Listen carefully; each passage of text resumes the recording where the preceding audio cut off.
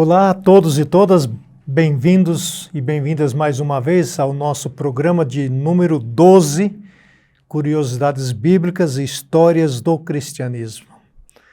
Nós queremos agradecer a gentileza da sua presença conosco. Queremos mandar um abraço especial hoje para os nossos irmãos e irmãs lá no Japão. A gente está sabendo que vocês têm usado esse programa nas células, nos grupos familiares, e isso é muito bacana e nós ficamos felizes com essa notícia. E aproveitamos aí para deixar também para vocês esta dica aí dos irmãos lá do Japão. Usem o programa na escola dominical, nas células.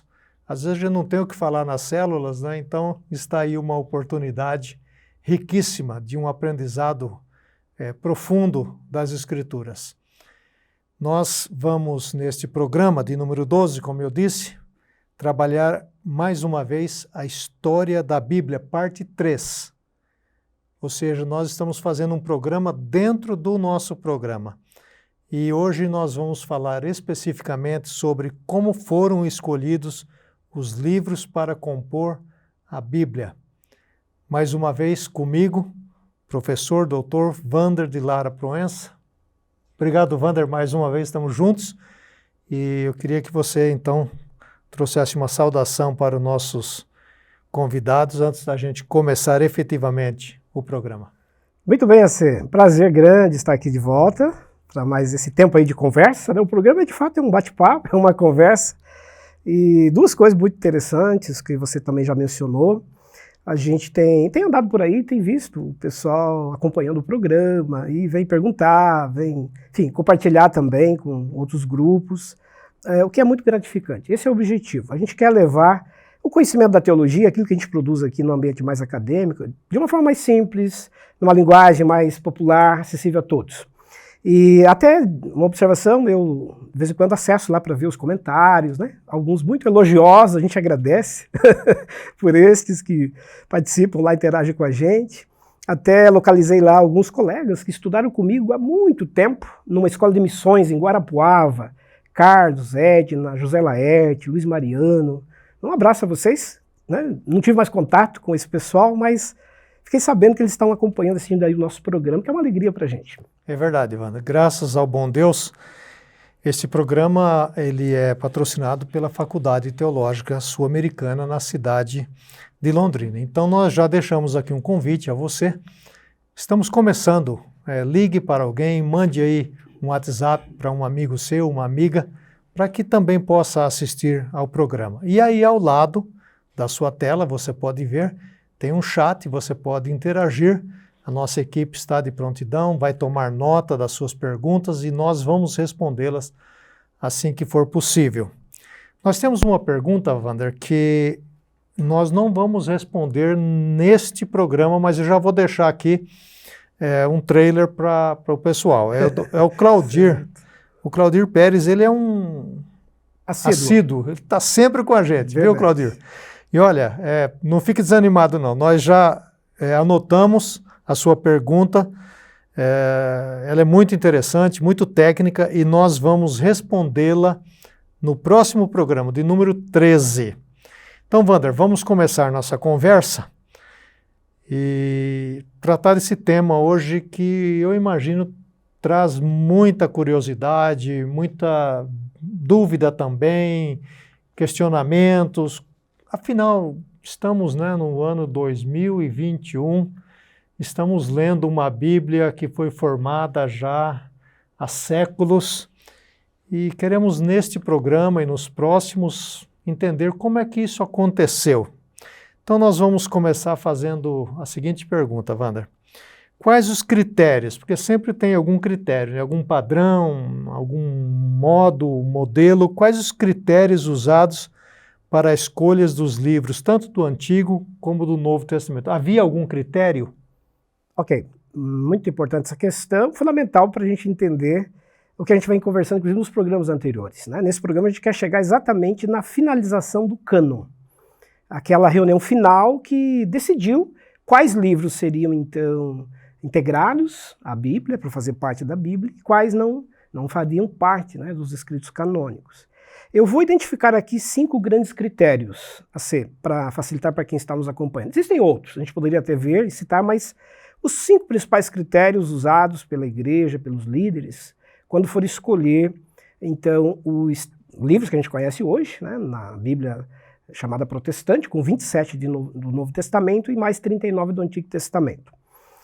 O primeiro e principal critério, autoria apostólica. O livro precisava ser de um autor que teria sido, ou foi, apóstolo de Jesus Cristo. Aquele que andou com Jesus Cristo durante os 3 anos e meio, presenciou os fatos, era autoridade, era testemunho ocular. Então, a fala dele, a escritura dele era determinante para esse texto ser canonizado. Mas também, junto a esse primeiro critério, houve digamos aí, uma cláusula. Poderia ser também discípulo de apóstolo. Aqueles que não andaram diretamente com Jesus, mas trabalharam diretamente com os apóstolos, que são os casos, por exemplo, de Marcos, que é o autor do Evangelho de Marcos, que trabalhou com Pedro. Aliás, o Evangelho de Marcos é chamado no mundo antigo também de Evangelho de Pedro, porque são as pregações de Pedro, os ensinos dele, que foram transformados em textos pela escritura de Marcos. Mesma coisa Lucas, que também não foi apóstolo, não esteve com Jesus, torna-se cristão mais tardiamente, mas se tornou discípulo de Paulo. E Paulo se torna apóstolo mais tardiamente também, né? Então a gente tem discípulo de apóstolo. É o caso de Lucas, que é autor do Evangelho, autor de Atos, e vai ajudar Paulo também na produção da escola paulina. Então esse é o primeiro grande critério. Tem que ser um apóstolo, e a igreja foi verificar e checar se cada livro que veio a fazer parte do Novo Testamento possuía essa autoridade. O segundo grande critério, a aceitação desse livro já na comunidade. À medida que esses textos já estavam circulando, à medida que eles estavam sendo lidos com autoridade, colocados em pé de igualdade com os escritos do Antigo Testamento, no caso aí das comunidades cristãs, eles foram recebendo já a noção de palavra de Deus, de verdade. Então, o uso recorrente, o apego da comunidade àquele texto e a sua importância para doutrinar aquela igreja também foi um segundo critério bem valioso. Um terceiro critério, a referência dos pais da igreja, que são aqueles autores que escreveram, produziram teologia entre os séculos II e século V, os mestres da igreja, que tiveram o cuidado de zelar da teologia, dos escritos. Na ausência dos apóstolos, eram eles que enviavam as cartas, reuniam os líderes, resolviam os problemas doutrinários.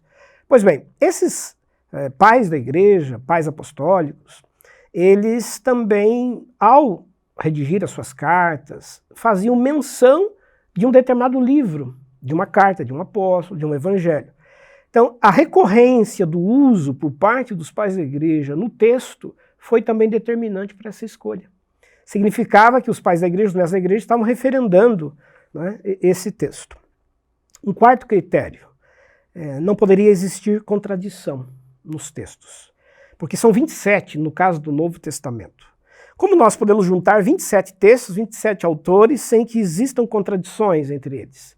Então, nisto a igreja se apegou para entender que havia ali uma inspiração. Existia ali, né, uma orientação maior, divina, guiando os acontecimentos para que houvesse essa harmonia nos textos.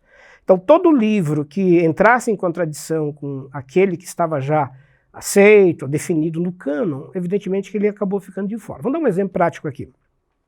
A carta de Tiago fala das boas obras, necessidade das boas obras. Tiago chega a dizer, né, se você tem fé, precisa demonstrar com as boas obras. Aí Paulo, quando escreve aos Efésios, diz lá, não é preciso a prática das obras para a salvação. Somos salvos pela graça, mediante a fé, e não vem de obras. Então, na hora da discussão do cânon, para a decisão dos livros, houve um debate acalorado, demorado, se Tiago não estaria em contradição com o texto paulino. Então, estou dando um exemplo aqui para quem está nos acompanhando de como o critério da não contradição foi muito importante e foi detalhadamente verificado na comparação de cada autor, de cada escrito, para que houvesse uma complementação entre um e o outro. E Wander, também você poderia esticar um pouco mais, mesmo dentro de um mesmo autor, né? Tipo Paulo, que escreveu muito, ele não poderia se contradizer, porque ele escreve num período longo, né? Perfeito. Então, o que ele escreveu hoje não poderia estar contradizendo com o que ele escreveu 10, 15 anos depois, né? Perfeito. E também a quantidade de textos, né? Quantidade de textos, ele tem né? autor de 13 textos, 13 cartas, provavelmente 14 por causa de Hebreus, que também é atribuída a ele. Então, num conjunto literário de 14 escritos, era possível, né, ter uma contradição, né? Mudar a opinião, não ter, né, um ponto que não esteja, em harmonia com o outro. Então, de fato, você tem razão. Houve uma checagem cuidadosa, criteriosa, dentro do próprio conjunto autoral daquele autor bíblico. E também muda, né, as opiniões, as realidades, os lugares onde Paulo atuou e pregou, cada situação precisou ser devidamente checada. E aí, você pegando o gancho do que você está dizendo, é que os chamados livros pseudepígrafos, um termo que a gente já explicou aqui em algum programa anterior, que é uma referência àqueles textos em que o autor colocava o nome ali, Paulo, Pedro, Tiago, mas aí foram checar, verificar cuidadosamente, na verdade não era o apóstolo que havia escrito aquilo. Alguém escreveu e para dar autoridade ao texto, para dar credibilidade, usou o nome do apóstolo. Então, o que a gente chama aí de pseudepigrafia, um pseudônimo. Então, até nesses casos, alguns textos atribuídos a Paulo foram checados. E foram verificar, Paulo, né, Pedro, os demais autores, foram checar e concluíram que, apesar da menção ao nome do apóstolo, não é dele aquele texto. O estilo, né? O estilo, a linguagem, a teologia. E alguma contradição também, né? E a contradição. Paulo não diria isso. Paulo não falaria esse tipo de assunto, não traria isso dessa forma. E finalmente, aí o quinto critério, o livro precisava ser cristocêntrico. Precisava ter a ênfase na pessoa de Jesus, na sua obra e na sua salvação. A cristologia foi determinante para um livro ser canonizado ou não. Por quê? Porque ele é o centro dessa revelação divina. A igreja entendia teologicamente que precisava ser assim. Por isso que o Concílio de Nicéia, que é o Concílio em 325, já abordamos também esse concílio, ele foi bem importante, porque o Concílio de Nicéia debateu sobre a pessoa de Jesus, né, quem ele era, qual é a sua relação com o Pai. Então, ao se analisar o livro do Novo Testamento, se buscava ali encontrar algum vestígio, algum sinal dessa presença cristológica sobre Jesus. Caso contrário, esse livro ficaria de fora. Então, resumindo, são esses 5 grandes critérios usados como uma medida. Né? A palavra cânon significa medida. Colocar essa medida. Os livros que se enquadraram dentro desses critérios foram selecionados. Os que não, ficaram de fora. Você já mencionou num programa anterior esta questão, né, que temos vários livros e nos próximos programas a gente pode estar falando mais sobre eles. E vamos ter um programa específico inclusive, para isso, né? Só sobre os chamados apócrifos. Então você aguarde. O programa 14. É interessante, programa número 14, nós vamos abordar esses outros autores que falaram coisas boas, interessantes, e que ficaram de fora do cânon. Então o professor Wander vai se debruçar sobre esta questão. Só para não perder esse gancho, são 32 escritos do Novo Testamento que não foram canonizados. Mais do que os que estão lá, né? De fora. 32 ficaram de fora. Então, daria um outro Novo Testamento. Então você imagina aí, né? Você, que certamente está conosco, não tem preguiça de estudar, porque senão não estaria aqui. Mas o pessoal que tem preguiça de ler a Bíblia e ler o Novo Testamento... Poderia ser bem maior. Poderia ser bem maior, né? Então, um motivo aí de agradecimento, né? De todos nós. Quais foram as etapas, Wander? Eles começaram aos poucos, foram incorporando mais gente, enfim, foram aí dando uma abertura, perguntando aqui, perguntando ali. Como que se deu isso? As etapas dessa escolha? Legal, muito importante essa questão. Eu vou também tentar resumir aqui, talvez em 5 etapas, o processo que envolveu, né, desde os primórdios ali, na preocupação inicial de uma seleção desses textos até a sua definição, que se dá no final do século IV. Então nós temos aí 3 ou 4 séculos, um longo período até que os livros finalmente foram selecionados. Contando em anos, isso dá o quê? São mais de 300 anos. Mais de 300 anos. Um processo de mais de 300 anos de elaboração, seleção dos escritos. Então foi passando de pai para filho, né? A terceira geração, quarta geração. Então a gente tem aí um processo realmente longo e demorado, e para poder haver, digamos, uma conclusão, uma pacificação. Porque o debate ainda vai continuar depois. A gente vai até falar daqui a pouco, né?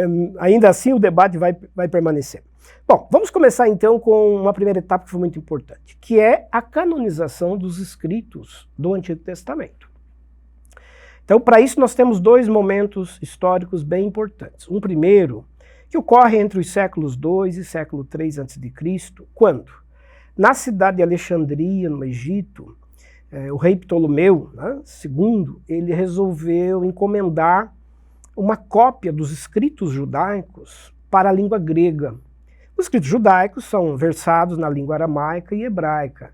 E a Biblioteca de Alexandria queria ter um exemplar das escrituras sagradas do judaísmo, dos judeus, para compor o acervo da Biblioteca de Alexandria. Eu vou rapidamente falar um pouquinho da Biblioteca de Alexandria, porque ele é muito importante, né, historicamente também. Então vamos recordar que Alexandre o Grande foi aquele imperador do século IV a.C., que conquistou praticamente o mundo antigo todo, inclusive o Egito. E lá no Egito ele escolheu um local para construir uma cidade que recebeu o seu nome, Alexandria, em homenagem a ele no ano 331. Inclusive Alexandre planejou toda a cidade.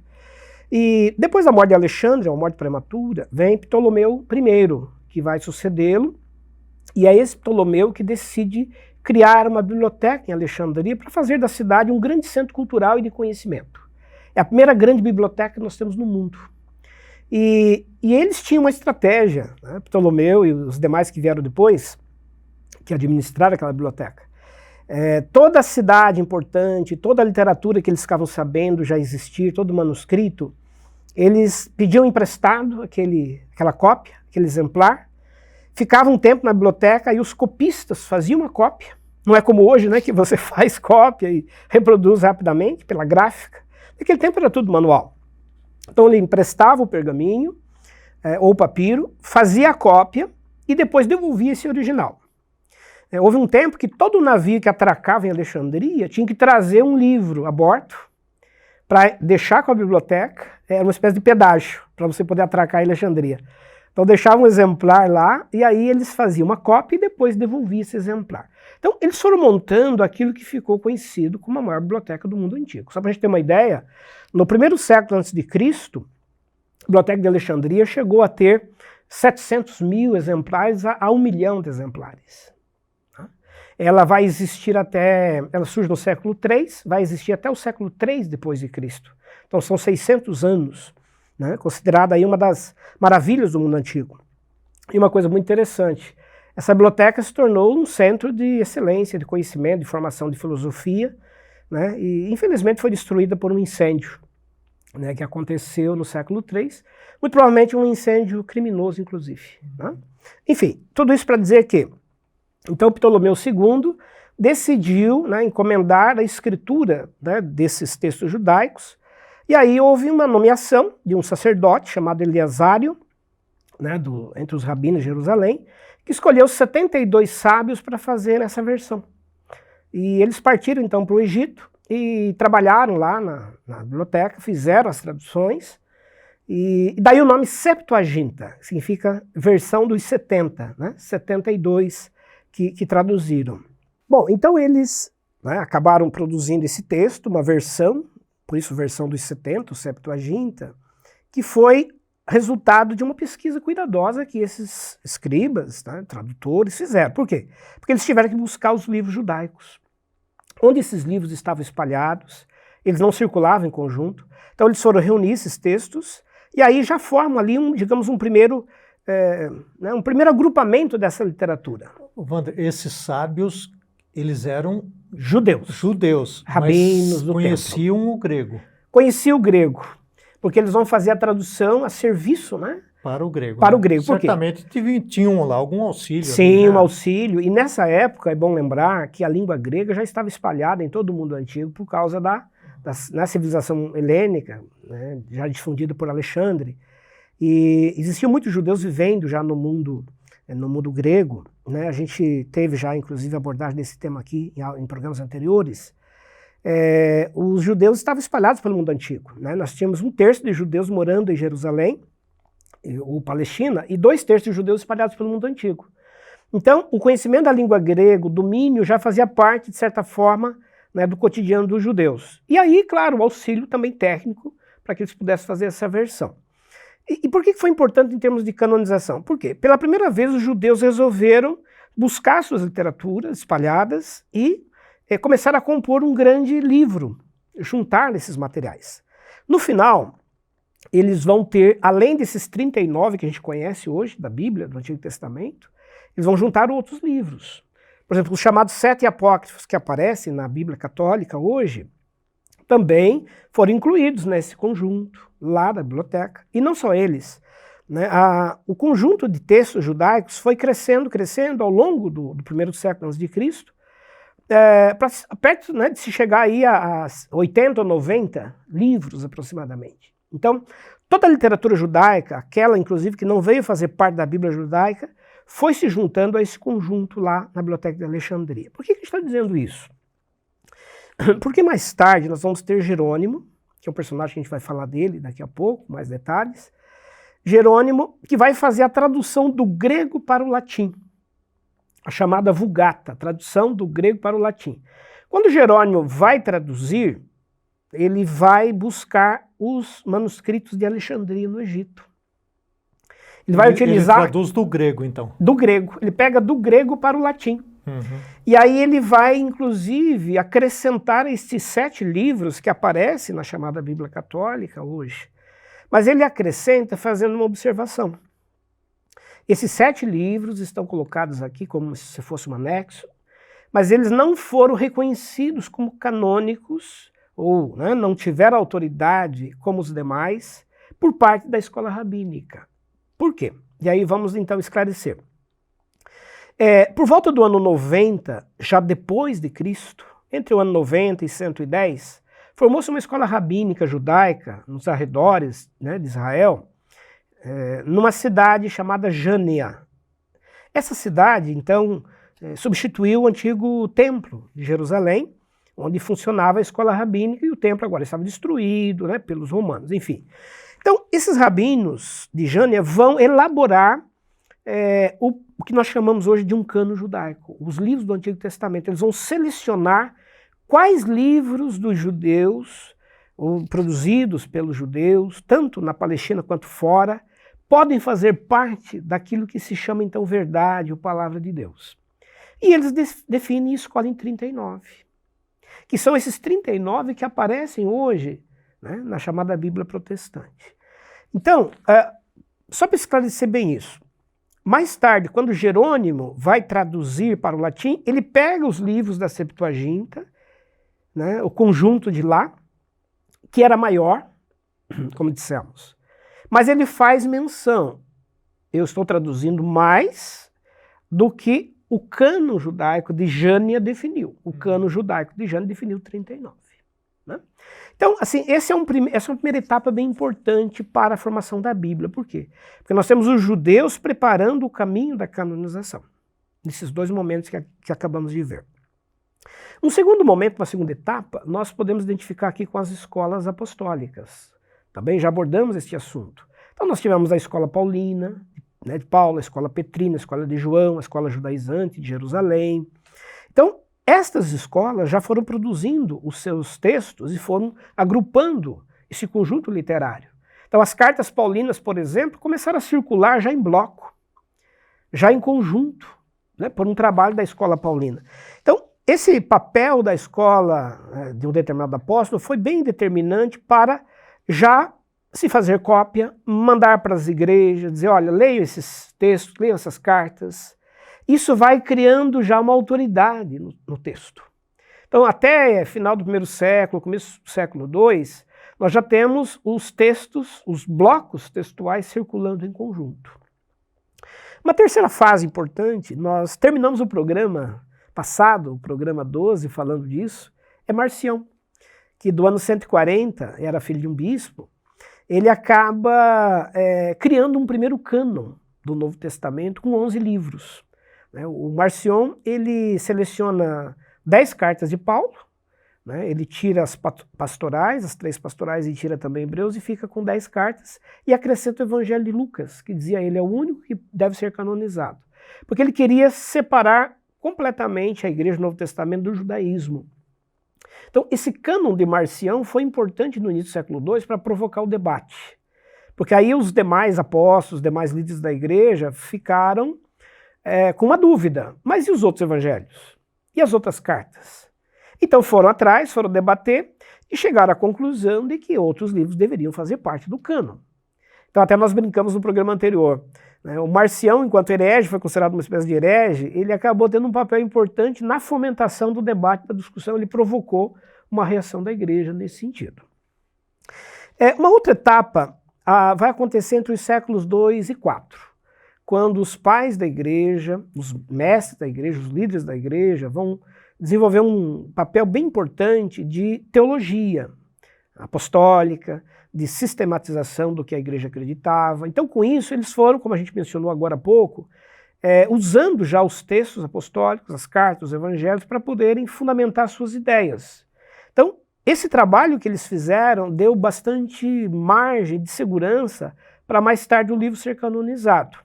Então, de certa maneira, eles já fazem uma espécie de triagem. Por exemplo, Orígenes já havia, lá pelo meado do século III, feito uma primeira seleção de escritos. Ele fez uma pesquisa criteriosa, gastou anos da vida selecionando os livros, e ele já chega a um número muito próximo dos 27 que nós conhecemos hoje. Então, em resumo, nós temos um trabalho assim bem importante feito por esse período, né, do século II ao século V. E, por fim, uma última etapa bem importante, os concílios, que vão definir, né, de fato, o cânon. Eu vou citar 3 concílios que foram bem importantes, todos eles no século IV. Então nós temos o concílio de Laodiceia, né, que acontece no ano 363. Laodiceia é aquela cidade que aparece lá na Bíblia, inclusive no Apocalipse, na Ásia Menor. Ali se reuniram 30 líderes, 30 principais representantes da igreja naquele momento, naquela região, para debaterem sobre os livros que deveriam fazer parte desse cânon. Então eles avançaram bastante, mas ficaram ainda algumas dúvidas de alguns escritos, como Apocalipse, como Hebreus, Carta de Tiago. Então, mas já foi um avanço bem importante. Logo depois nós temos um segundo sínodo, né, que é assim considerado o determinante, aquele que vai fixar o que hoje nós conhecemos como Bíblia protestante com 66 livros, que é o sínodo de Hipona. Hipona é uma cidade da África, do norte da África, onde nasceu inclusive Agostinho, né, o Santo Agostinho, e lá houve então uma convocação por 2 principais bispos da igreja, Valério e Aurélio. Vamos lembrar que a igreja nesse período já estava organizada nas chamadas regiões eclesiásticas. São várias regiões onde tem igrejas e ali tem um bispo, tem uma autoridade que cuida pastoralmente, supervisiona o trabalho dos pastores, né, dos pregadores, dos evangelistas. Então, esses 2 bispos convocaram toda a liderança daquela região da África para um grande concílio para discussão sobre os livros que deveriam ser canonizados ou não. Inclusive Agostinho participou, né? Ele era de lá, já era presbítero nessa época da igreja, ele participou, ajudou na organização do evento, no planejamento, né? Usou a palavra durante o concílio. Vamos lembrar que essas reuniões elas eram cuidadosamente preparadas, havia uma abertura com um grande ato celebrativo, um culto, não é? Por parte dos cristãos, com pregação, com cânticos, orações. Antes desses concílios acontecerem, havia um tempo muito grande de oração. Né? O Eusébio e outros escritores antigos da tradição da igreja mencionam que a igreja, inclusive, acompanhou assim atentamente esses encontros. Por quê? Porque eles sabiam que ali precisavam da direção divina. Então a igreja vai se dedicar à oração, ao jejum, à preparação. E esses bispos vão finalmente então se reunir. E por cerca de 2 semanas eles estiveram reunidos nesse concílio. Estima-se aí uma participação entre 100 e 120 líderes, né, acompanhando ali as discussões. E funcionava com comissões. Comissões que já vinham debatendo, já vinham fazendo pesquisa desses livros, já vinham estudando aqueles critérios que nós falamos agora há pouco, comparando cada escrito, cada detalhe. E ali, durante o concílio, eles apresentavam os seus relatórios. Olha, né, a comissão, depois de analisar durante semanas, meses, checar, comparar, chegou à conclusão de que esse texto atende a todos os critérios. Outra comissão, a comissão estudou, analisou todos os critérios e chegou à conclusão de que esse livro ele não atende, né, a determinado critério, então ele vai ficando de lado. Então foi um longo processo preparatório para que esse concílio acontecesse. Então quando o concílio se reúne durante 2 semanas, significa que ali já está o resultado de todo um trabalho, de toda uma pesquisa, que finalmente se levou ali à escolha e à votação. Então, no momento final, o que houve ali foi uma decisão coletiva. Uma votação mesmo, no sentido de um concílio, como a gente conhece também os concílios hoje. E aí, claro, entra a fé, né, de que havia uma direção divina, uma direção de Deus, para que, então, estes 27 sejam selecionados e estes outros fiquem de fora. Nós até comentamos agora há pouco, ficaram de fora mais de 32 livros, que eram pequenos textos, existiam textos grandes e que acabaram não sendo canonizados. Isso só do Novo Testamento, porque no Antigo Testamento nós tínhamos muitos outros escritos também. E foi nesse concílio que decidiram então referendar o cânon judaico. O cânon judaico de Jânia, da escola rabínica de Jânia. Então a igreja do Novo Testamento não quis debater mais o Antigo Testamento. Para a igreja já estava consolidado o processo. Quer dizer, a igreja participou ativamente no cânon do Novo Testamento e aceitou aquilo que veio dos judeus, como sendo os livros já escolhidos. Já escolhidos. Eles não quiseram duplicar o debate canônico com o Antigo Testamento. Por quê? Porque já partiam do princípio de que os judeus já tinham feito esse trabalho, que os judeus já eram o povo de Deus, já faziam parte do primeiro testamento, digamos, da primeira aliança, e o que eles fizeram havia sido um trabalho muito cuidadoso, muito criterioso, tanto é que eles também tinham selecionado os livros. Então o que a igreja fez? Vamos pegar os 39... Ela chancelou aquilo lá. Chancelou. Ainda bem, né? Porque 300 anos para fazer o novo e se abre de novo o debate, né? Mais uns 300, né? Imagine quanto, né? Porque existiam textos judaicos espalhados por todo o mundo. Por todo mundo. Ia ser mais difícil, né? Mais difícil. Então o que a igreja fez foi reconhecer e consolidar os escritos judaicos, que eram escritos já também, já muito amadurecidos. Por quê? Nós já até comentamos. Existiam mais escritos judaicos do que aqueles que foram canonizados, né? Então, os judeus já tinham feito uma triagem, já tinham feito uma seleção. Mas daqui a pouco a gente vai comentar acerca do debate que vai permanecer, né? Porque vai entrar Jerônimo aí na história, né? Você falou que tinha o tem um terceiro. Tem mais um. Esse foi o segundo concílio de Hipona, né? Que foi o concílio, então, que definiu. E é bom, né, eu faço questão de lembrar isso, que Agostinho ele acompanhou todos esses concílios. Ele tem uma liderança muito importante. Que foi muito rico para ele, né? Um teólogo, né, um expoente do cristianismo antigo. Então a fala dele, a presença dele ali, né, ele praticamente presidiu boa parte daquelas comissões de trabalho, acompanhando, né, para e passo, debatendo teologicamente. E uma curiosidade, assim, já que o nosso programa é de curiosidades também bíblicas, né, históricas, é uma coisa que chamou bastante atenção nesse concílio. Eles convidaram os chamados donatistas, que eram cristãos que eram liderados por um bispo chamado Donato, que acabou criando uma polêmica doutrinária. Donato, ele, no finalzinho do século III para o IV, ele entendia que aqueles que fracassaram durante as perseguições, aqueles que durante a perseguição romana, como por exemplo na época de Diocleciano, Marco Aurélio, perseguições muito duras, aqueles cristãos que abandonaram a igreja com medo, voltaram para o chamado mundo pagão, em outras palavras, negaram a fé. Né? Não, eu não sou cristão mais, eu não quero mais. Donato entendia que estes não tinham mais chance de voltar para a igreja, não poderiam mais voltar. Eles erraram, eles negaram a fé, não é permitido mais a eles retornar. E isso causou uma polêmica enorme na igreja. Por quê? Porque a igreja estava aceitando de volta aqueles que haviam fraquejado, mas quiseram depois, terminada a perseguição, voltar para a igreja. E aí Donato, então avançando teologicamente, ele disse, tudo bem, desde que exista a seguinte condição, que eles sejam batizados de novo. Eles podem voltar, mas vão ter que se batizar de novo. É uma nova conversão. E acrescentou, desde que eles não ocupem nenhum cargo mais na igreja. Só poderão ser membros, tem que se batizar de novo, não podem ter mais cargo, serão membros apenas como assistentes. Então, essa polêmica de Donato causou um grande incômodo na igreja. Porque a igreja, como eu disse, possuía pessoas que já haviam negado, fracassado e tudo mais. E aí entram questões de 2 livros, Hebreus e Apocalipse. É por isso que Hebreus e Apocalipse são os livros que mais demoram a ser canonizados. São os 2 últimos que vão praticamente ser votados nesse concílio de Hipona. Por quê?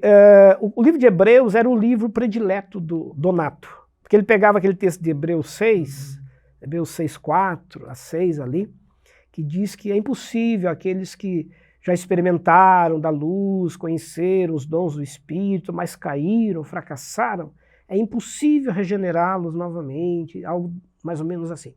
Então, Donato, ele pregava basicamente só esse texto aí, né? Nesse período.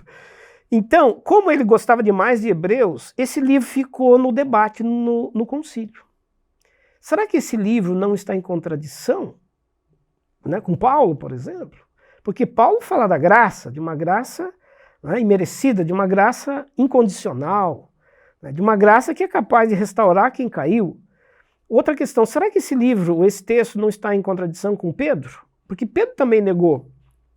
Pedro também, na hora da perseguição lá, os soldados vieram, o relato do evangelho diz, não, eu não conheço esse homem, eu nem... E foi embora, abandonou, foi para o mar de Tiberíades pescar de novo. Aí o próprio Cristo vai lá até ele, né, o restaura e diz, você vai pastorear as minhas ovelhas de novo. Então, na hora de você colocar os textos de Pedro e colocar, né, os ensinos de Paulo, ou mesmo o Apocalipse, porque o Apocalipse fala de uma igreja que está sendo martirizada, mas não nega a fé, havia um debate se isso não entraria em contradição com Hebreus.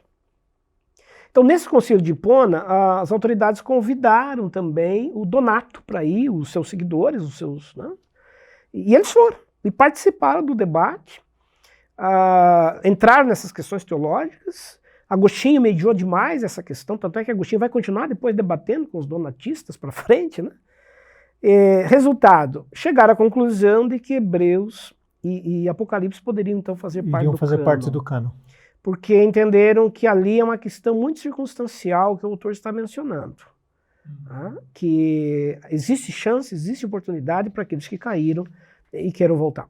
Bom, e o terceiro grande concílio é o concílio de Cartago, em 397, que praticamente vai selar, referendar... Já está no fim da etapa, né, do processo. Né? Simplesmente se reuniram, houve uma nova convocação, talvez aí aproximadamente uns 70 participantes desse concílio, que pegaram o que o concílio de Hipona havia feito e chancelaram, bateram o martelo, dizendo, é isso que nós vamos aceitar.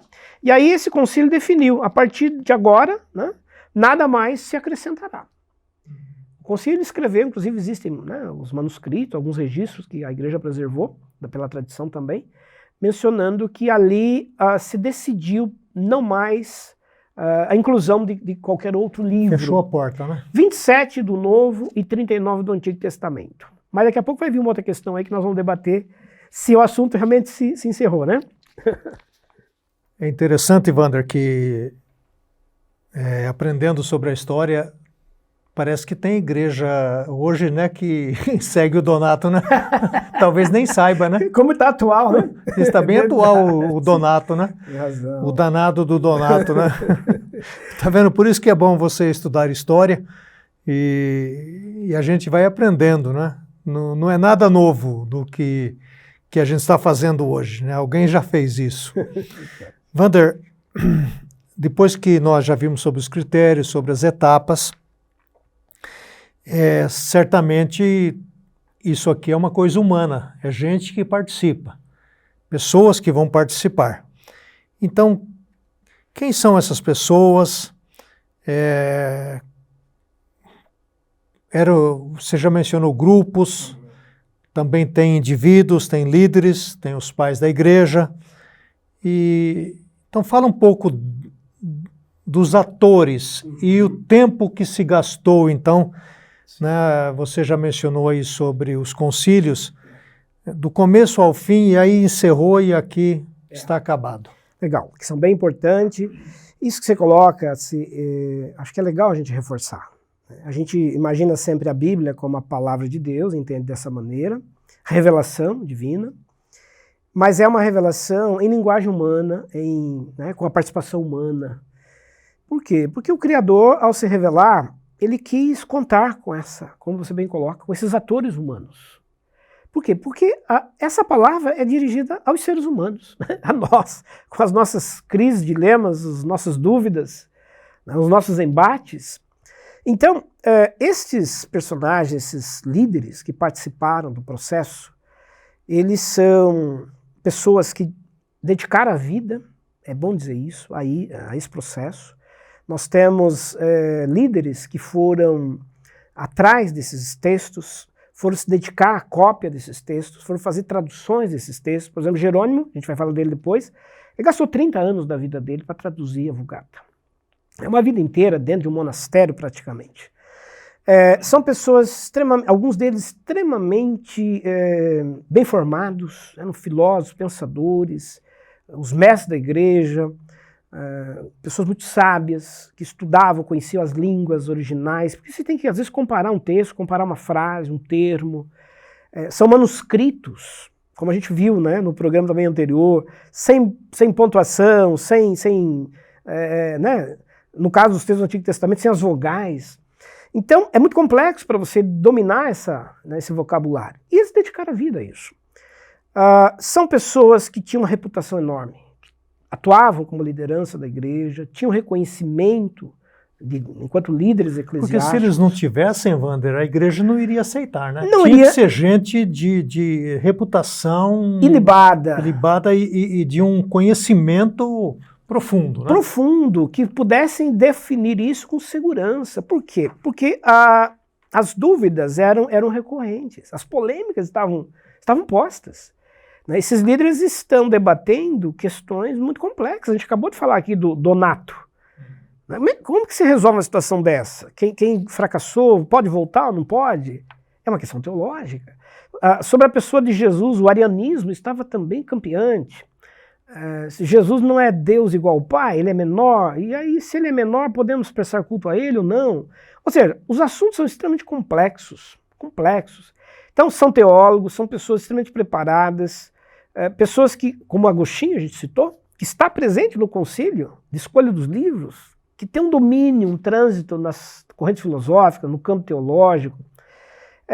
Então, assim, acho que esse é um primeiro aspecto. São pessoas credenciadas, com autoridade, com reconhecimento da igreja, com o reconhecimento espiritual eclesiástico, porque estão lidando com uma coisa que é sagrada, né? É a palavra de Deus, é a medida da fé, e são pessoas de um preparo inquestionável, para poder, então, ser escolhidos, porque eles foram escolhidos por suas regiões eclesiásticas, eles foram enviados para o concílio. Eles foram representando igrejas, foram representando regiões diferentes do mundo antigo. Então nós temos, só reforçando, um concílio primeiro que começa no ano 363 e o último que vai terminar lá em 396. São mais de 30 anos, são 3 ou 4 décadas. Imagine, 3 a 4 décadas para se definir o que já vinha sendo debatido há 3 séculos. Né, com comissões, com discussão, com conferência dos textos, dentro daqueles 5 critérios que nós vimos. Então, resumindo, em termos de tempo, nós temos aí 30 ou 40 anos decisivos para, né, definição. Com participação em média, como eu disse, 30, 70, 120 bispos, autoridades, pessoas credenciadas para poderem ter assento naqueles concílios, poderem participar dos debates, poderem votar. Estes eram os concílios, né? Agora nós temos também, como você disse, aquelas pessoas, os indivíduos que se debruçam sobre um texto lá na biblioteca e semanas, meses comparando isso com aquilo, depois leva para uma comissão, essa comissão vai para o concílio. Era muito trabalho. Muito, né? Trabalhoso, um trabalho que custou, assim, né, a vida de alguns deles, 30 ou 40 anos. E o que acho que é importante para a gente, para quem está nos acompanhando, para a gente ter a segurança dos textos, né? Eu acho isso louvável, porque não se pegou a Bíblia, um texto sagrado de qualquer maneira, em qualquer lugar. Olha, achamos um texto aqui, acho que ele pode fazer parte. Alguém teve lá uma visão, uma revelação, um sonho, escreveu, está aqui. Não, a igreja foi checar. Por exemplo, existiam lá 4 apocalipses que foram debatidos. 4 Apocalipse? Vamos ficar com qual, né? Então, você tem Apocalipse de Paulo, de Pedro, né? Apocalipse dos Apóstolos, Apocalipse de João. E a gente vai até falar desses livros, né, no programa sobre os livros chamados não canônicos. E aí, você vai analisar, todos têm uma narrativa sobre o futuro, sobre escatologia, sobre os mistérios, e agora? E na superfície todos estão bem, né? Precisava entrar nos Esse é o detalhes, detalhe, né? porque todos falam de Deus, todos falam de Jesus Cristo, todos falam da fé. Né? E agora? Qual deles tem a coerência, a revelação? Então, é por isso que Apocalipse é um dos livros que, né, fica por último na canonização, porque é um livro complexo, até hoje, para se ler, se interpretar. Então, o que eu quero ressaltar, a confiabilidade, a segurança que nós temos hoje de ter esses textos canonizados, porque, repito, não são fruto de imaginações individuais, de alguém que diz, eu recebi esse texto aqui, ó, pode usar que... Não, vamos checar. São os cristãos bereanos lá de Bereia, né? Que o livro de Atos diz, né? Vamos conferir, vamos ver se realmente é assim.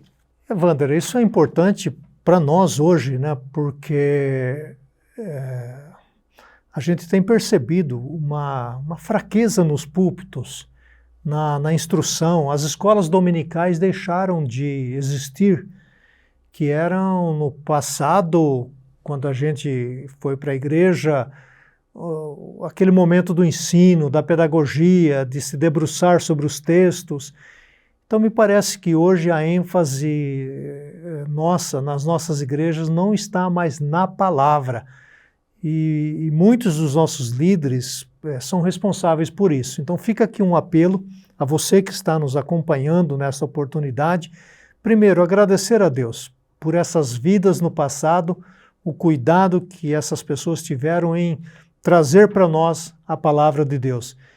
E fica esse desafio da gente valorizar isso como? Estudando atentamente para poder pregar, ensinar, compartilhar e não ficar falando apenas de forma superficial da palavra de Deus. E nesse sentido, Wander, olhando para a igreja, a gente que trabalha com igreja, muitas vezes a gente vai pintar o muro da igreja de uma cor, cria uma confusão, né? Pessoal, a cor da tinta já dá polêmica. A cor da tinta, né? O pessoal pinta de uma cor, tem gente que deixa de ir na igreja por causa disso, né? Então eu imagino que naqueles debates todos, algumas pessoas ficaram descontentes, outras ficaram contentes. Então quando você menciona que fecha o cânon, mas a discussão não fechou, né? Continuou. Continua-se. Por quê?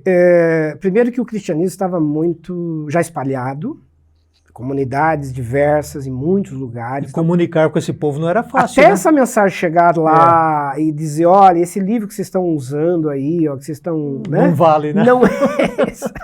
Se imagine a polêmica, né? Então, foi um trabalho depois do concílio de convencimento, de orientação espiritual a esses líderes, porque, de fato, como você bem colocou, muitos ficaram aborrecidos. Por quê? Porque tinha um determinado texto que era já de domínio, já era conhecido, de um apego até histórico, mas que na sua checagem, na sua verificação, ele trazia problemas teológicos, e a igreja não recomendou esse texto. Então nós vamos ter um debate que vai prosseguir, depois do concílio. E nós vamos comentar, por exemplo, as diferenças que as igrejas acabam tendo depois em relação aos livros, só para a gente ter uma noção. A igreja, então, até ali definiu os 66, né? Os 27 mais os 39, bateram o martelo, e é isso. Que é o que os protestantes mais tarde, de Lutero, vão referendar. A chamada Bíblia Protestante, que inicia com Lutero, no século XVI, referenda essa decisão. Mas existiram igrejas no Oriente que continuaram debatendo os livros. Então vão fazer outras convocações, outros concílios. E só para exemplificar, nós vamos ter a igreja ortodoxa colocando mais livros ainda depois. Então a Bíblia Ortodoxa ela tem 78 livros. Até hoje? Até hoje, no seu cânon. 78. Né, incluindo o texto do Antigo Testamento, como por exemplo o primeiro livro de Esdras, terceiro e quarto Macabeus, Salmo 151, Salmos de Salomão, a terceira carta de Coríntios, Atos de Paulo. Então, a Bíblia, existe a chamada Igreja da Armênia, né? Uma região ortodoxa do cristianismo antigo, vai continuar acrescentando livros até chegar a 78 na sua Bíblia completa. O catolicismo, que a gente conhece aí, na chamada Bíblia Católica, fica com 73. Por quê? Porque aí entra um outro detalhe que acho que é importante a gente dizer. Nesse período, logo após o Concílio de Cartago em 397, Jerônimo vai surgir na história. Jerônimo é o que vai traduzir, como a gente comentou no início do programa, do grego para o latim, a chamada Vulgata. Vulgata significa popular, uma tradução para a língua popular, língua do povo. E quando Jerônimo foi traduzir, ele foi pegar os manuscritos da Biblioteca de Alexandria, onde estavam lá, né, os textos da Septuaginta, falamos no início do programa. E lá existiam mais livros do que os 39 só do Antigo Testamento. E o que Jerônimo faz? Ele traduz os 39 que o Concílio de Jânia havia definido, mas também traduz mais 7, né, para dizer, olha, esses também, apesar de não terem sido canonizados, eles também fazem parte de digamos, de uma importância histórica para os hebreus, eles têm o seu valor histórico e tudo mais. Que livros são esses? Judite, Tobias, 1º e 2º Macabeus, Sabedoria, Baruque e Eclesiástico. São os chamados 7 livros que aparecem na chamada Bíblia Católica ainda hoje. Então, quando Jerônimo faz essa tradução no início do século V, ele reacende o debate. Volta tudo... Ele reacende o debate, por quê? Porque a igreja do século V é uma igreja que vai começar a caminhar já para a sua institucionalização papal. Nós já vamos ter o primeiro Papa surgindo ali, Leão I, no ano 570. E aí acontece que a igreja do Ocidente, a partir de Roma, decide ficar com a tradução do Jerônimo, do latim, como a versão completa da Bíblia.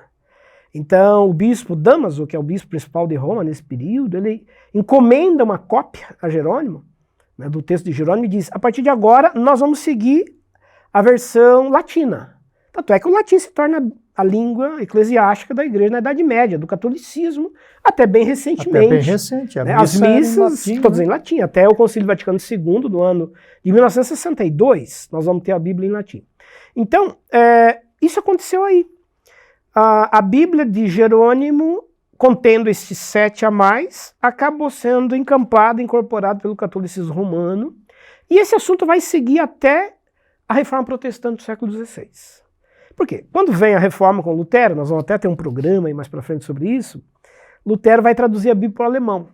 Ao traduzir a Bíblia, Lutero não pega a versão da Vulgata, né, como base, ele vai nos originais, e ele vai no concílio, né, de Cartago e o Concílio de Hipona. E aí traduz apenas os 39, mais os 27. Aí popularizou bem, né? Popularizou dizendo a Bíblia completa é essa aqui que terminou no Concílio de Cartago. E não essa que foi acrescida no século V. Então isso causa uma polêmica, por conta do número de livros da Bíblia, ao ponto da Igreja Católica convocar um concílio, o Grande Concílio, né, que vai ser chamado Concílio da Contra-Reforma, o Concílio de Trento, em 1545, em que a igreja se reúne com as suas autoridades. Esse concílio, para você ter uma ideia, durou 18 anos, né? Só esse concílio durou 18 anos, para debater o protestantismo, as ideias polêmicas da igreja naquele momento. E dentre as decisões do concílio estava a definição do número de livros bíblicos. E aí decidiram no concílio de Trento ficar com a Vulgata, referendar a Vulgata. Por isso que se chamam textos deuterocanônicos. É uma canonização num segundo momento. No segundo momento. Deutero, uma segunda canonização.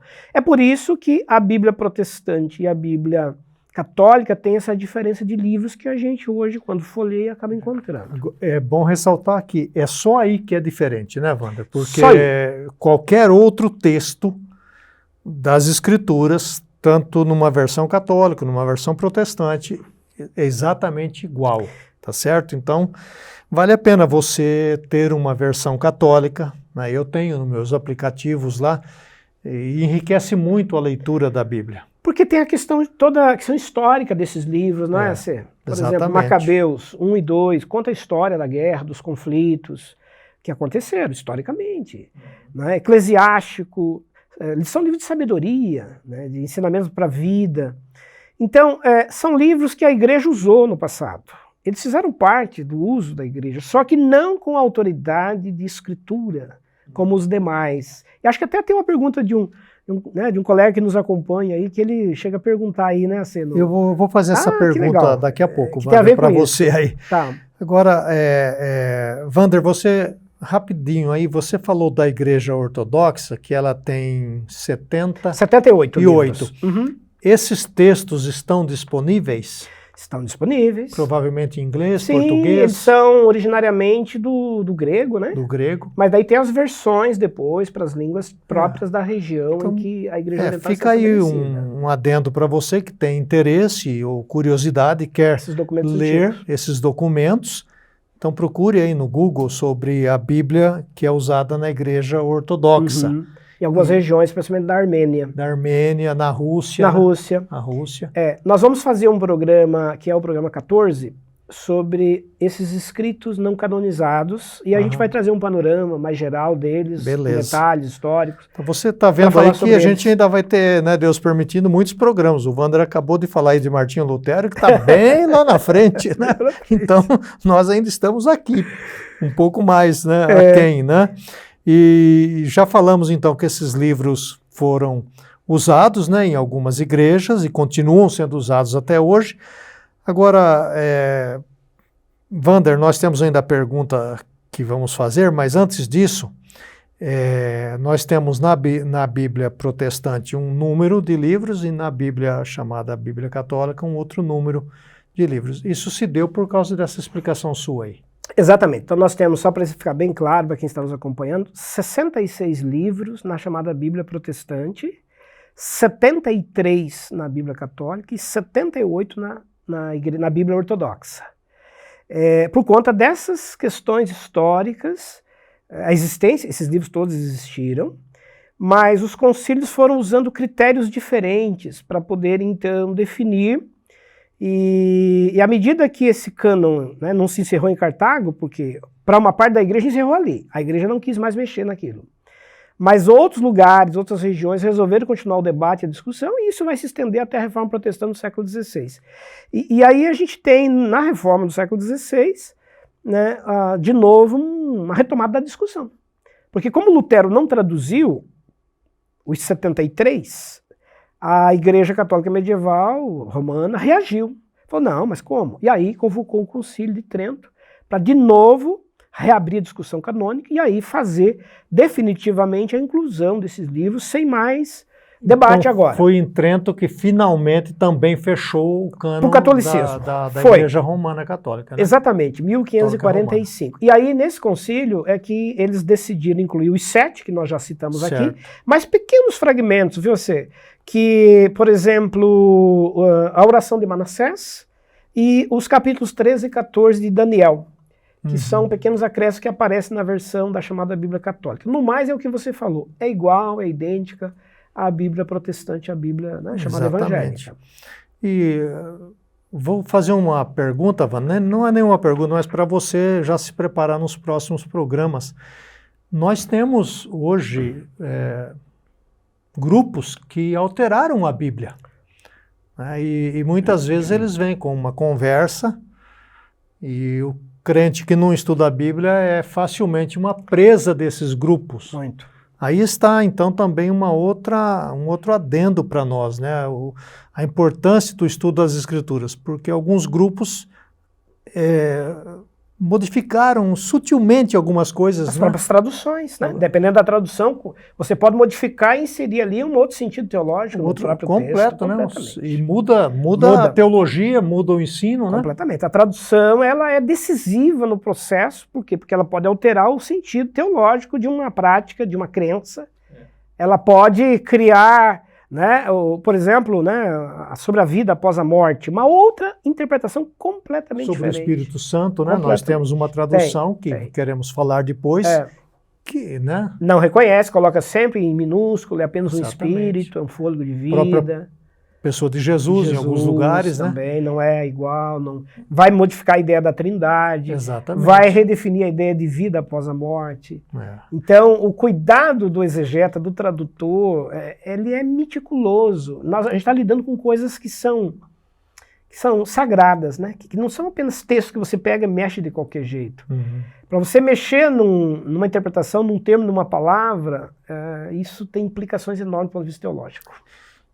Você está vendo aí a importância de ler, estudar, se aprofundar na palavra de Deus, porque se alguém chega para você com uma Bíblia e mostra para você, olha isso aqui, e você não conhece a sua Bíblia, certamente você vai ficar em dúvida e será uma presa fácil de uma heresia, de uma doutrina falsa, não sustentada nas Sagradas Escrituras. Wander, o nosso tema é fascinante e nós vamos ter o programa de número 13, que vai ser sobre o Antigo Testamento. Então, Só o Antigo Testamento. Se você tem alguma pergunta aí, faça aí agora sobre o Antigo Testamento. Qualquer pergunta sobre o Antigo Testamento em relação à Bíblia, que o professor Wander vai responder no próximo programa. Agora, Wander, nós temos um ouvinte que se identifica como bispo. Não sei se é o sobrenome dele ou ele é bispo de alguma igreja. De qualquer modo, né, muito obrigado pela sua participação. E ele diz aqui, Wander, é um pouco extenso, eu vou ler. Tá bom, ótimo, para a gente encerrar. Ele diz assim, primeiro quero parabenizar pelos 11 vídeos. Então já fica a dica aqui do nosso irmão, que nós temos 11 anteriores e que você deveria fazer uma maratona. Temos muitos feriados aí pela frente. Faça uma maratona e ouça esses vídeos para a sua fundamentação bíblica e teológica. Ele diz, de excelente qualidade, hein? Olha só, obrigado, irmão. Obrigado. E com um conteúdo que enriquece o conhecimento de todos. Uma pergunta em relação aos deuterocanônicos e suas aceitação pelos protestantes. Vocês até que comentaram de uma forma gentil sobre esses livros. Mas grande parte dos protestantes tem uma visão muito crítica sobre esses livros, por não serem de inspiração divina. Agora, minha pergunta. Não é uma incoerência os protestantes aceitarem um Antigo Testamento que é de acordo com os judeus que negam a divindade de Cristo e não aceitam o Antigo Testamento da Septuaginta, aceito pela Igreja Católica, que ama a Cristo tanto quanto os protestantes? Isso. Ele é perspicaz, né? Legal. Bispo, né? Nosso amigo aí que está nos acompanhando. Legal, obrigado pela questão, né? Pela generosidade também aí dos elogios, né? Do programa. Legal, você traz uma questão bem importante e eu vou tentar resumi-la aqui em poucas palavras. Veja, nós temos primeiro aí uma questão teológica envolvida. Né? Os protestantes, por exemplo, eles consideram os judeus, o judaísmo, toda a tradição judaica como parte dessa grande revelação de Deus. Então, aceitar as escrituras judaicas não tem nada a ver com o Cristo, né? Não tem. Significa acreditar que essa revelação divina não começou no Novo Testamento. Então ela vem do Antigo, é um primeiro testamento, e depois nós temos um segundo testamento. Então a igreja é entendida como uma continuidade, é o novo Israel de Deus. Então a igreja, quando foi decidir o cânon, ali, nos concílios que nós citamos hoje, ela quis permanecer vinculada ao judaísmo. Por mais que os judeus, e aí acho que ele coloca essa questão mesmo, né? Os judeus rejeitaram a Cristo, os judeus, né, não se converteram ao Cristo, então seria natural que a igreja dissesse, não, então nós queremos, né, nos separar dos judeus. Mas não foi assim. Por uma questão teológica, Paulo, ao escrever aos Romanos, disse que os judeus fazem parte dessa aliança e que num tempo devido eles ainda virão a fazer parte dessa revelação final em relação ao Cristo que veio. Então a igreja entendeu que era necessário aceitar o cânon judaico com seus 39, por quê? Porque os judeus decidiram que aqueles eram seus livros sagrados, e até hoje são os 39. Os judeus não avançaram para os chamados apócrifos, né? Para os 7 a mais, enfim. Esse é um ponto. Um segundo aspecto, também polêmico, porque é mais tardio. Quando Lutero vai fazer a tradução, ele também mantém o vínculo já histórico, com aquele primeiro cânon, com a primeira tradição judaica, e ele considera que era preciso manter aquele critério já existente. E aí, nesse contexto de Lutero, vem uma segunda parte que eu queria reforçar aqui, respondendo a sua pergunta. O livro de Macabeus, por exemplo, ele é um livro histórico, ele tem uma narrativa muito detalhada, interessante para ser lida e conhecida. Mas quando ele entra numa questão, por exemplo, teológica, ele causa uma certa polêmica. Quando fala dos mortos, né, ele diz que, terminada a guerra, os judeus foram ao templo e ali decidiram fazer oferendas, orações pelos que tinham morrido. Se comunicar com os que tinham morrido, fazendo algum tipo de auxílio espiritual aos que já estavam na outra vida, depois da guerra dos Macabeus. Pois bem, os judeus, quando foram decidir teologicamente suas questões sobre os seus livros, entenderam que os vivos não podem mais se comunicar com os que morreram. Não é possível mais eu fazer alguma coisa em favor de quem já se foi. Assim entenderam os judeus, assim entendem os judeus até hoje. A morte separa o mundo dos vivos e o mundo dos mortos. Por que estou colocando isso? Porque Lutero vai retomar esse assunto. No contexto de Lutero, estava em debate o que fazer com os que morreram. Rezar por eles, ajudá-los a sair do purgatório, fazer orações, indulgências para socorrê-los. E Lutero vai entender que não é possível mais haver essa comunicação entre os vivos e os mortos. E aí, nesse embate para, claro, não aceitar o purgatório, Lutero entendeu que Macabeus era um livro que trazia polêmicas. Por sua vez, a Igreja Católica, que vai se reunir em Trento, vai colocar Macabeus, porque Macabeus dá uma margem para ela poder dizer, não, é possível, mesmo depois da morte, você fazer alguma coisa pelos que morreram. Então, a doutrina do purgatório, que é criada no século XIII pelo Papa Inocêncio III, é criada por uma bula papal, uma encíclica papal. O purgatório ele é criado na Idade Média. Para fundamentar a doutrina do purgatório era preciso pegar algum texto também bíblico. E era o livro do Macabeus. Macabeus dava margem para isso. Então, estou colocando isso só para fechar, claro que esse é um assunto que vai longe, né? Para exemplificar por que os protestantes, em algum momento, também disseram esses livros podem ser lidos, estudados, têm a sua importância, têm o seu valor, mas há pontos teológicos que eles entram em contradição. Aí vem a contradição, que nós falamos lá dos critérios. Vai entrar em contradição com os outros escritos, porque os outros escritos dizem claramente que não se faz mais intercessão pelos que morreram. Mas, enfim, agradecemos, valeu muito a sua questão. E aí os protestantes...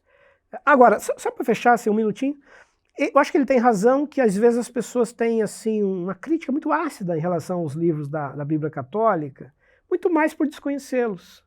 Muito mais porque alguém disse, porque esses livros... Eu diria que é mais por desconhecer do que qualquer outra razão. Porque alguém falou que eles não são heréticos, mas é por desconhecimento, né? E por conta dessas questões históricas, polêmicas, sobretudo na época da Reforma. Aliás, esse é um problema de muitos, né, Wander? Você não concorda com alguma coisa porque ouviu falar. Esse é o ponto. Então isso aí é de uma fraqueza muito grande. Hoje, com todo o conhecimento que se pode ter e com todo recurso disponível, eu não concordo. Por quê? Não, porque alguém falou, ouviu, leu uma frase no Google ou no Instagram, já não concorda. Vai estudar, vai pesquisar para poder, até aquilo que nós falamos antes, para poder discutir biblicamente, e não por ouvir dizer apenas, né? Perfeito. Então é importante isso. Wander, nós cobrimos bastante coisa aqui nesta oportunidade. Muita coisa nesse programa. E eu queria aproveitar para convidar vocês que estão conosco sempre, primeiro que ajudem-nos a divulgar este programa. É só copiar o link aí e manda para alguém. Talvez com uma palavra sua, essa pessoa vai se interessar em ver. Queria convidar também aquelas pessoas que ainda não fizeram um curso de teologia. Eu não estou dizendo para você que vai ser pastor, porque você poderia dizer assim, eu não vou ser pastor, não vou ser pastora. Hoje fizemos uma pesquisa aqui entre os nossos estudantes, 85% já tem um curso superior e essas pessoas certamente não vão trabalhar como pastores ou pastoras. Estão fazendo cursos de teologia e vão continuar nas suas carreiras. Eu tenho amigos que são médicos, que são dentistas, carpinteiros, que fizeram teologia e enriqueceram suas vidas, sua compreensão, teve sua compreensão aprofundada da palavra de Deus. Então venha se juntar aos 2.000 estudantes que estudam teologia na Faculdade Teológica Sul-Americana. Você pode fazer o curso da sua cidade, online. O bacharel são 3 anos, a pós-graduação 2 anos, o mestrado em 2 anos. Se você já tem uma faculdade, você pode fazer uma pós e enriquecer então o seu currículo também. Então junte-se a nós e vamos fazer diferença neste mundo, conhecendo as Escrituras. Conhecendo as Escrituras. Wander, obrigado mais uma vez. Legal, assim, eu que agradeço, um prazer grande estar aqui e reforçar isso que você falou. A gente tenta fazer no programa aqui uma comunicação numa linguagem mais simples, daquilo que a gente estuda aqui com mais profundidade, com mais tempo. Então, se você quer aprender mais, quiser saber mais, venha com a gente, venha estar aqui com a gente por um período maior, fazendo um dos nossos cursos, porque aí nós vamos ter tempo para aprofundar mais essas questões, ampliar tudo isso. E aí deixa o convite para o próximo programa, que vai ser bem legal, será sobre o Antigo Testamento. É isso mesmo. O professor Wander é professor tanto da graduação, da pós-graduação e do mestrado. Então, se você escolher qualquer um desses cursos, você vai estudar com o professor Wander, tá certo? Muito obrigado. Obrigado também ao Luciano, nosso produtor, que está sempre conosco. E que Deus abençoe a sua vida e continue sendo luz, continue sendo sal, porque este mundo precisa exatamente do seu testemunho. Que Deus abençoe.